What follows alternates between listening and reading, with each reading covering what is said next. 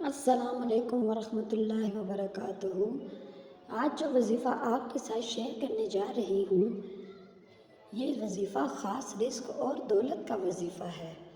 وظیفہ پڑھنے کا طریقہ: یہ وظیفہ آپ تہجد کے بعد بھی کر سکتے ہیں، نماز فجر کے بعد بھی کر سکتے ہیں اور نماز عشاء کے بعد بھی۔ آپ نے تنہائی میں بیٹھ جانا ہے اور سب سے پہلے 3 مرتبہ درود ابراہیمی پڑھنا ہے۔ پھر آپ نے 41 مرتبہ اللہ کے 2 نام یا اللہ یا وہاب پڑھنے ہیں۔ یاد رہے کہ اللہ کے ان دونوں ناموں کو اکٹھا پڑھ کر آپ نے ایک تصور کرنا ہے، یا اللہ یا وہاب، یہ 1 مرتبہ ہو گیا، یا اللہ یا وہاب یہ 2 مرتبہ ہو گیا۔ اس طریقے سے آپ نے 41 مرتبہ اللہ کے یہ 2 نام پڑھنے ہیں اور پھر آخر میں 3 مرتبہ درود ابراہیمی پڑھ کر اللہ سے دعا مانگنی ہے۔ انشاءاللہ آپ اپنے حالات کو تبدیل ہوتے ہوئے اپنی آنکھوں سے دیکھیں گے۔ اللہ رزق کے تمام دروازے کھول دے گا اور بے پناہ دولت سے نوازے گا۔